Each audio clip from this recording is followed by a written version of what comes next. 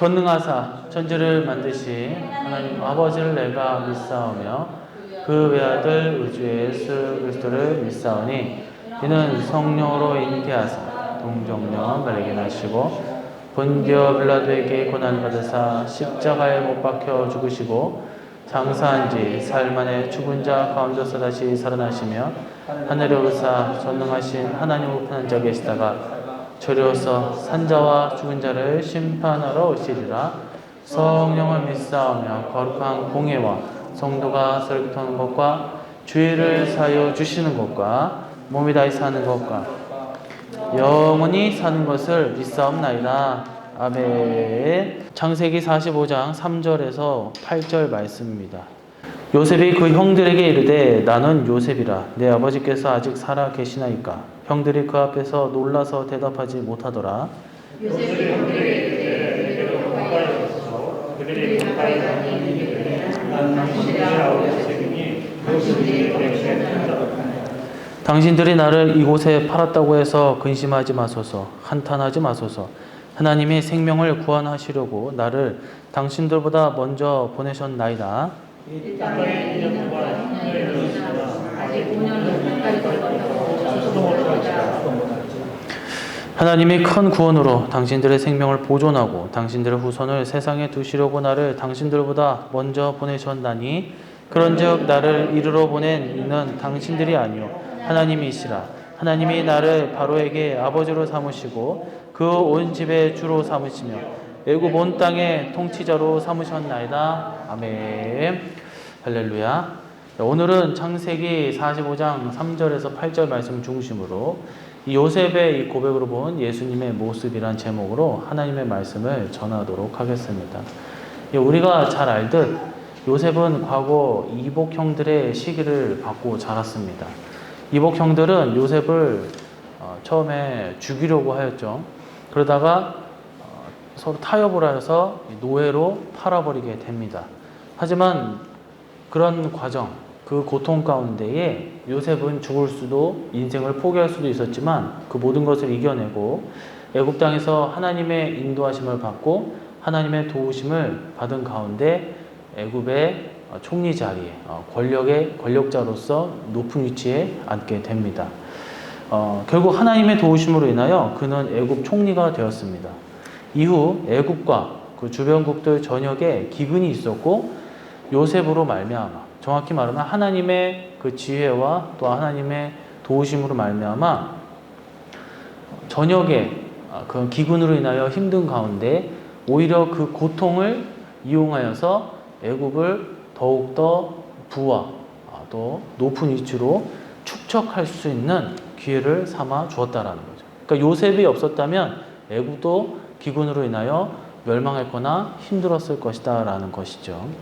이제 이 본문을 중심으로 요셉과 그리고 요셉에게서 이 비춰지는 예수님의 모습이 무엇인지 우리가 함께 살펴보면서 우리가 다시 한번 예수님의 사랑과 또 하나님의 그 은혜를 우리가 나누어 보고자 합니다. 첫 번째 보니까 하나님이 나를 보내셨다라고 했습니다. 5절에 보면 당신들이 나를 이곳에 팔았다고 해서 근심하지 마소서, 한탄하지 마소서. 하나님이 생명을 구원하시려고 나를 당신들보다 먼저 보내셨나이다. 요셉은 자신이 애굽에 내려간 것이 하나님께서 보내신 것이라고 말하고 있습니다. 이 하나님께로부터 보냄을 받아 세상에 오신 마치 예수님의 모습을 예표하고 있다라는 것이죠.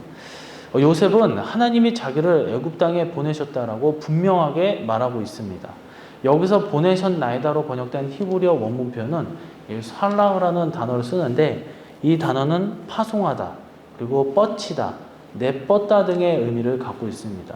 그러니까 즉 요셉은 자기가 애굽에 오히려 팔려나가거나 그 형제들한테 배신을 당해서 어떤 쫓김을 당한 것이 아니라 오히려 그 배후에 하나님이 계셔서 애굽에 파송했다라고 얘기를 하고 있다라는 거예요. 마치 이 선교사 파송을 하듯이 자기를 먼저 파송을 했다라는 거예요. 선택받아줘서. 그래서 하나님께서 자기를 보내 사람들을 구하고자 애굽 땅에 보내셨다라는 것이죠. 그래서 손을 뻗쳐서 내뻗어서 애굽 땅에 두셨다라는 것입니다. 이처럼 요셉은 형들이 자기를 팔았지만 자기가 누구 때문에 애굽 땅에 있는지, 어떻게 그 땅 총리가 되었는지 정확하게 알고 있었다라는 거예요. 그래서 내가 형제들 때문에 내가 이렇게 팔려가지고 나는 이제 노예 상인한테 팔려서 내 인생은 어떻게 되는 건가?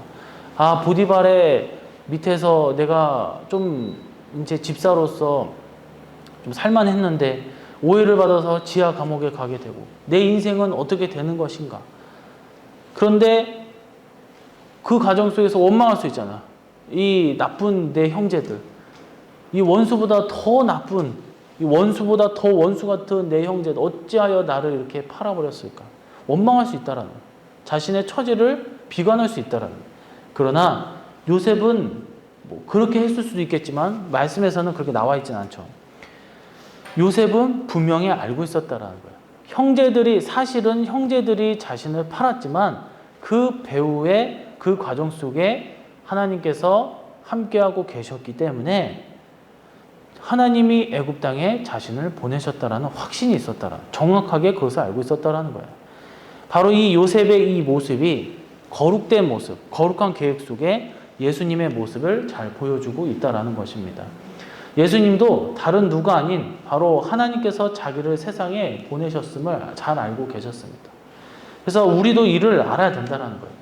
우리가 어떤 자리에 있든 이 하나님께서는 그 자리에 서게 하심을 기억하고 고백해야 될 줄로 믿습니다. 신약성경 요한복음을 보면 전체가 21장인데 27번이나 예수님께서 나를 보내신 이로 하나님을 지칭하는 표현을 사용하시는 것을 볼 수가 있습니다. 즉 예수님은 하나님께서 자기를 세상에 보내셨음을 기억하고 계신다라는 거예요. 누가 무엇 때문에 세상에 자기를 보내셨는지 정확하게 아셨다라는 거예요. 요셉도 그랬습니다. 자기가 형들의 악한 의도로 종으로 팔렸지만 이 하나님께서 자기를 보내셨다는 것을 정확하게 알고 있었다라는 거예요. 사랑하는 성도 여러분, 우리도 마찬가지입니다. 우리가 이 세상에 사는 것, 우리가 처한 상황도 우리의 어떤 직장, 또 출석하는 교회, 또 내 가족들, 그 모든 것이 다 우리가 의도해서 또 우연찮게 그런 것이 아니라 바로 하나님께서 우리를 택하시고 우리를 보내주셨다라는 거예요. 이것을 잊지 마시기를 바랍니다. 그래서 영어에서 소명이라는 게 있어요. 소명은 영어로 이 vocation이라는 단어를 쓰는데 본래 라틴어 보카레, 즉 소리라는 것에서 유래가 되는데, 즉 소명은 하나님이 우리를 부르는 소리에 반응한다라는 거예요. 전문직으로 의미하는 것은 뭐예요? 프로페션이라고 해요. 프로페션. 고도의 지식과 기술과 훈련을 요하는 의사, 변호사, 대학 교수 등을 지칭하는 거예요. 그러니까 프로페서라고 하죠. 그런데 이 단어의 어근인 프로페스가 서원, 이 맹세 등의 의미를 갖는다라는 거예요. 즉 원래 서원하고 맹세하다라는 신앙적인 의미가 포함되어 있다라는 거예요. 그러니까 하나님 앞에서 직업을 감당한다라는 거예요. 똑같은 말입니다. 요셉이 하나님께서 자기를 보내셨다고 한 것처럼 예수님께서 하나님께서 자기를 이 세상에 보내신 것이라 하신 것처럼 우리도 우리가 처한 이 상황, 이 자리가 바로 하나님께서 보내신 자리임을 깨달으시기를 간절히 소망합니다. 그래서 하나님 앞에 합당한 삶을 사시기를 간절히 소망합니다. 그러니까 우리가 처해진 상황, 비관하고 낙심하고 괴로워하는 것이 아니라 그 안에서 하나님께서 나를 지금 어떻게 쓰고 계시는 건가? 나를 여기까지 이끌어 주시고 또한 나를 또 이 상황에서 어떤 고난을 해치게 해주시고 또 헤쳐나가게 해주시고 해결해 주시는 하나님을 보면서 늘 감사하고 또한 기대하면서 살아가시기를 간절히 소망합니다. 두 번째로 형제들의 애굽에 팔았다라고 했습니다. 4절에 보면 요셉이 형들에게 이르되 내게로 가까이 오소서. 그들이 가까이 가니 이르되 나는 당신들의 아우 요셉이니 당신들의 애굽에 판자라. 자, 앞서 설명했듯이 요셉은 하나님께서 자기를 애굽 땅에 보내셨다라고 고백했다고 했어요. 이는 요셉을 통해서 주님께서 이 죄악 세상에 오신 것이 바로 그냥 오신 것이 아니라 하나님으로부터 말미암아 왔다라는 거예요. 그런데 다른 한편으로는 또 요셉이 이런 고백을 하죠. 형제들이 자기를 애굽에 팔았다라고 하고 있어요. 이랬다가 저랬다 얘기를 하고 있는 거죠. 여기에는 뭐예요? 유대인들, 동족들에게 고난당하신 예수님의 모습을 역시 예표하고 있다는 것입니다. 하나님께서 자신을 보내셨다고 하는데 요셉은 고백하면서도 다시 상기시켜주고 있어요. 육적으로 이 현실 세계에선 형들이 자기를 애굽에 팔았다라고 거듭 얘기를 하고 있다. 얼핏 보면 굉장히 어떤 뒤끝이 있는, 이 뒤끝이 없을 수가 없겠죠. 그런데 그렇지 않다라는 거예요. 이것은 그들의 죄악과 잘못된 것을 지적하고 회개하도록 하기 위함이다라는 것입니다. 요셉이 한 말 중에 당신들이 애굽에 팔았다라고 했는데 여기서 판자라라고 하는 이 팔았다에서의 판은 번역된 원문 표현이 마카르예요. 팔아치우다, 죽음을 내주다, 노예로 처분하다 등의 의미가 있습니다.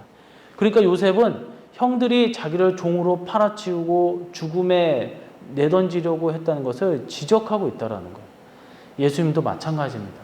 가장 가까운 제자들도 버렸고 유다는 은 30에 주님을 팔았고 동족들은 그 유대인들은 만왕의 왕이라고 하면서 막 찬양을 하고 그렇게 온 무리가 따라다녔지만 한순간 판도가 바뀌어버렸어요. 오히려 죽이라고 그랬어요. 그래서 십자가의 죽음에 주님을 넘겼다는 거예요. 우리는 요셉의 모습에서 바로 예수님의 모습을 발견해야 합니다. 그러니까 어떤 성경을 봐도 예수님이 보여야 된다는 거예요. 하나님의 보냄을 받으셨을 뿐만 아니라 우리 대신 버림을 당하고 죽으신 주님을 바라볼 줄 알아야 되는 것입니다. 누가복음 20장 9절에서 15절의 말씀을 보시게 되면 거기에는 포도원 주인 비유가 나옵니다. 포도원 주인이 어느 농부들에게 포도원을 맡기고 그 자리를 떠났어요. 그리고 추수 때가 됐을 때 그것을 이제 결과물을 받으려고 자신의 종들을 보냈는데 이 포도원 농부들이 이 주인의 땅인데도 불구하고 이 마치 이 도둑의 그 악한 마음이 들어가지고 마귀의 생각이 들어가지고 이건 내 거야, 내가 했어 그러면서 욕심이 나가지고 주인의 땅에서 자기가 주인이 되고자 했다라는 거예요.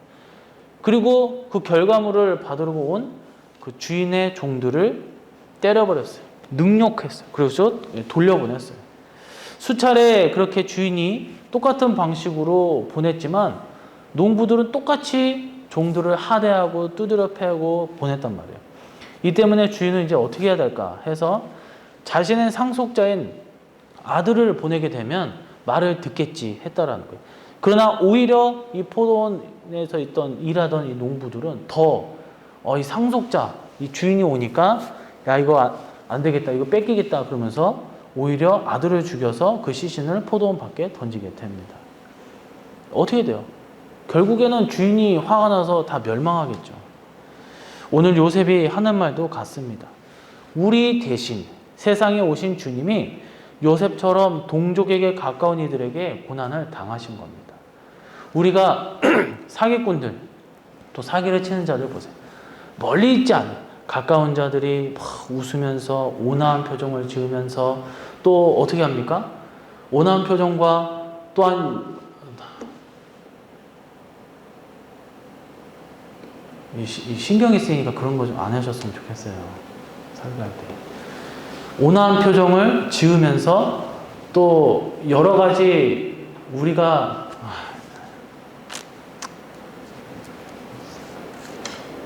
어디 했는지도 모르겠네요. 이 사기꾼들이 결국 그런 어떤 자신들을 보면서 이 어떤 자기 편을 만들어야 될 거 아니에요. 그러니까 세상에서 가장 친근하게 하고 의지의 대상을 만든다라는 거예요. 그러나 그 속에는 어떻게 해서든 그 사람 거를 빼먹기 위해서 그 사람 망하기 위해서 애쓴다라는 거예요. 세상은 그렇습니다. 가장 가까운 자가 우리를 괴롭히는 것이고 우리를 힘들게 하는 거예요. 예수님도 마찬가지예요. 가장 가까운 자들이 배신을 하고 배반을 하고 요셉도 마찬가지로 가장 물론 이복 형제들이었지만 그 형들의 그 질투심으로 인하여 형들이 자신을 죽이려고 했잖아요. 처음에 타협을 해서 그래도 이렇게까지는 하지 말자 했던 게 바로 결국에는 노예로 팔아버렸다는 거예요. 오늘 말씀을 보면 한 가지 떠오르는 특징적인 이 세상의 오늘날 모습이 나타납니다. 우리 주변에서 일어나는 비상식적인 일들을 보세요. 뉴스에 보세요. 하루가 멀다 하고 끔찍한 그 뉴스거리들이 많이 나와요. 사람들이 아이들을 학대하고 어떤 사람들은 약한 사람들을 계속적으로 괴롭히고 짐승보다 더 가축보다 더 못하게 대하고 있다라는 거예요. 부모가 자녀를, 자녀가 부모를. 한때 연인이었던 헤어지니까 화가 나서 얼마 전에 뉴스에 보고 제주 무슨 뭐 살인사건 있었잖아요. 그 아들을 죽이고 살인을 저지른다는 거예요. 괴롭게 하는 일은 대부분 뭐예요? 가까운 사람들이 하는 거예요. 이 같은 비극을 예수님께서도 겪으셨습니다. 이 주님은 고난당하실 때 동족 유대인들에게 고통당하셨어요. 사도들은 예수님을 버렸습니다. 이와 같은 일들, 그것이 바로 우리가 겪는 일들이고 또 다른 한편으로는 참된 주의 종들이 당하는 것입니다. 교회가 주의 종들을 배신하고 고통스럽게 하는 것입니다. 이 모든 일들이 예수님의 고난과도 연결됩니다. 우리는 이것을 깨달으시고 정말 그 예수님을 우리가 더욱더 이 요셉을 보면서 예수님의 우리가 하루하루를 살아갈 때 우리가 죄를 지으면 그것이 예수님한테 배신을 하는 거예요. 주님과 멀어지는 거예요. 그러지 아니하는 저와 여러분 되시기를 간절히 소망합니다. 세 번째로 형들과 후손들의 생명을 보존한다라고 했습니다. 7절에 보면 하나님이 큰 구원으로 당신들의 생명을 보존하고 당신들의 후손을 세상에 두시려고 나를 당신들보다 먼저 보내셨나니라고 했습니다.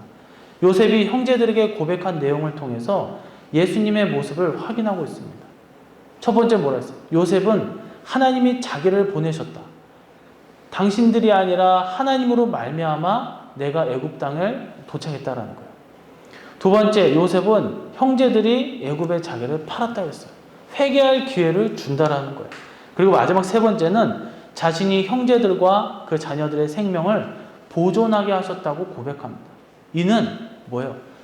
애굽에 온 목적, 요셉이 하나님께서 요셉을 애굽에 보내신 목적, 그 위치에 앉게 하신 이유가 오늘 고백하고 있다라는 거예요.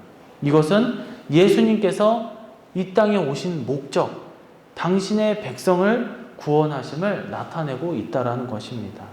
그래서 오늘 본문 중 요셉이 말하는 구원이라는 표현은 히브리어로 페레타예요. 이 페레타는 단어를 쓰는데 구출, 탈출, 남겨둠의 의미가 있습니다. 형들은 요셉을 죽이려 했으나 요셉은 그들과 그 가족들을 기근과 죽음의 위기에서 구출하여 벗어나게 하고 세상에 남겨두게 했다라는 거예요. 우리 예수님도 마찬가지예요. 당시 유대인들은 예수님을 대적하고 박해하고 심지어 십자가에 내어 주기까지 했습니다. 어디 그들뿐입니까? 우리 모두는 범죄로 예수님을 늘 배반한다는 거예요. 하지만 주님은 그 가운데서도 우리를 구원하신다는 거예요. 죄에서 구출하시고 빼내신다는 거예요. 천국 구원 백성으로 남겨두신다는 거예요. 이것을 믿으시기를 간절히 소망합니다. 예수님께서 이 세상에 왜 보내심을 받으셨습니까? 분명하다는 거예요. 그것은 바로 구원입니다. 예수님의 이름을 통해서 나타나고 있다는 거예요. 마태복음 1장 21절을 보시게 되면 아들을 낳으려니 이름을 예수라 하라. 이는 그가 자기 백성을 그들의 죄에서 구원할 자신이시니라 하니라. 주님은 자기 백성의 죄에서 구원하시기 위해서 오셨습니다. 또한 사도행전 4장 12절을 보면 다른 이로서는 구원을 받을 수 없나니 천하 사람 중에 구원을 받을 만한 다른 이름을 우리에게 주신 일이 없음이라 하였더라. 그러니까 예수님 외에 구원받을 수 있는 길이 없다라는 거예요. 뭐 누가 뭐 뛰어난 뭐 능력에 있다, 뭐 누구 어떤 교주가 있다, 다 가짜라는 거예요. 오늘 성경에서는 뭐랬어요? 다른 이로서는 구원을 받을 수 없는데 천하 어떤 사람도 없다라는 거예요. 없다라는 거예요. 오직 예수님 외에는 구원의 길이 열리지 않는다라는 것입니다.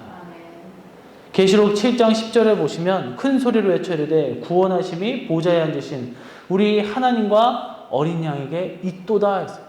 그러니까 하나님과 어린 양 예수님에게만 있다라는 거예요. 하나님 오직 어린 양이신 예수님, 이 선포가 바로 창세기 요셉을 모습을 통해서도 울려 퍼지는 것입니다. 미국의 유명한 전도자 무디는 이 무엇으로 이 악한 세상을 변화시킬 수 있습니까? 라는 질문에 이렇게 답했다고 합니다. 하나님은 나에게 전 세계를 개혁하라고 하지 않으셨습니다. 세상은 도저히 구원할 수 없는 이 점점 가라앉는 난파선과 같다는 거예요. 그렇지만 하나님께서 주신 구명대로서 가능한 많은 사람을 그 배로 구해야 합니다라고 했습니다. 그러니까 우리에게 주신 구명대, 즉 유일한 구조대는 바로 예수님의 이름입니다. 그 이름이 요셉의 모습을 통해서 드러나고 있으며 우리가 서 있는 이 자리, 우리가 살아가는 구원의 삶의 자리에도 선포되어야 될 줄로 믿습니다. 그러니까 우리의 가정, 우리의 교회, 우리의 직장, 우리의 사업터에 늘 예수님의 모습이 담겨져 있기를 간절히 소망합니다. 단순히 막 무슨 폐 해가지고 뭐 성경 말씀을 해놓고 우리가 이제 음식점 가면 여기 폐가 있으면 아 여기는 그래도 교회 다니나 보다 이런 인식을 갖고 있지만 그렇게 실컷 다 해놓고 뭐 불친절하고 뭐 입에서 나오는 것들이 차마 담을 수 없는 그런 것들이 나온다. 어떤 행위가 옳지 못하다 한다면 오히려 더 안 좋은 영향을 끼친다라는 거예요. 우리의 삶에 있어서 예수님의 자리를 항상 만들어 나가시기를 간절히 소망합니다. 구원이 넘쳐나는 그 은혜와 그 축복이 넘쳐나는 그런 자연스럽게 주님의 그 향이 드러나는 우리 성도님들이 되시기를 간절히 소망합니다. 이처럼 요셉의 자리처럼 요셉을 통해서 형제들이 구원을 받고 그 가족들을 돌본 요셉의 모습과 같은 구원의 모습, 그 구원의 증거가 우리의 가정과 우리를 통해서 나타나시기를 간절히 소망합니다. 이제 말씀을 맺도록 하겠습니다. 요셉이 형제들에게 고백한 내용, 거기에 담겨진 요셉의 모습은 곧 우리 예수님의 모습입니다. 요셉은 하나님을 자기를 보내셨다고 했어요. 하나님으로 말미암아 하나님께서 직접 움직이셨다고 했습니다. 그리고 자기를 형제들이 팔았다고 하면서 동족인 예수님도 유대인들에게 고난을 받으셨다는 것을 그대로 보여주고 있습니다. 그리고 세 번째로는 자신이 형제들과 그 자녀들의 생명을 보존하게 하셨다고 고백하고 있습니다. 이는 예수님께서 자기의 백성을 구원하심을 나타내주고 있습니다. 결국 우리는 예수님 뿐임을 잊지 마시기를 바랍니다. 우리를 위해 이 세상에 오시고 우리를 위해 고난을 당하시며 우리를 위해 죽으시고 우리를 위해 구원하시며 한 분 한 분 예수님을 우리가 살펴보고 바라보면서 예수님의 은혜가 정말 거기에 힘입어 늘 감사하며 정말 다시 한번 일어나는 우리 성도님들이 되시기를 간절히 소망합니다. 이 어려운 시기 속에서 너무나 힘든 가운데 있지 않습니까? 그러나 우리 신앙인들이 그리스도인들이 이겨낼 수 있는 것은 결국 우리의 믿음과 말씀과 주님인 줄로 믿습니다. 그래서 다시 한번 오늘 말씀을 통해서 우리가 새 힘을 얻고 일어나시는 정말 승리하시는 더욱더 많은 열매를 맺으시는 우리 일선교회 모든 성도님들이 되시기를 주님의 이름으로 간절히 축원해 드립니다. 이 시간 우리가 오늘 요셉의 고백으로 본 예수님의 모습이라는 주제로 오늘 말씀을 통하여 다시 한번 은혜를 받습니다. 성경은 다양한 인물들이 나오지만 결국 예수님을 말하는 것이고 예수님의 구원 역사가 묻어있음을 다시 한번 오늘 말씀을 통해서 깨닫게 됩니다. 우리를 위해서 이 세상에 오셔 희생하시고 우리를 살리신 영원한 우리의 구주시며 구원자이신 우리가 예수님을 잊지 않고 기억하면서 우리가 주님의 그 은혜로 인하여 우리가 쓰러지지 아니하고 넘어지지 아니하고 우리가 달려나가 힘차게 새 힘으로 능력으로 더욱더 많은 사명을 감당하고 또 승리할 수 있게 해달라. 또 우리 교회 역시 더욱더 발전하고 부흥하여 빈자리 채워줘 재정도 허락하여 주실 때 부족한 점도 채워 주시옵시고 주님 앞에 크게 이 마지막 때에 크게 쓰임받을 수 있는 교회가 될 수 있게 해달라고 이 시간 주여 삼창 부르시고 기도하도록 하겠습니다. 주여! 주여! 이제는 구원자이신 예수 그리스도의 희생과 사랑에 담긴 십자가의 그 은혜와 성부 하나님 우리를 향한 구원의 섭님이 주관하심과 우리 가운데 늘 역사하시고 구원과 축복의 성취를 위하여 늘 놀랍고 성령님의 그 도우심과 또한 이 땅에 오셔서 우리를 위해서 헌신하고 희생하고 또 우리에게 끊임없는 가르침과 또한 우리에게 보호하심 속에 그 놀라운 그 능력, 그 은혜가 우리 성도님들 가정과 일산울교와 그리고 기업과 더 나아가 이 사회 국가에 그 주님의 은혜가 영원토록 함께 있을지어다. 아멘.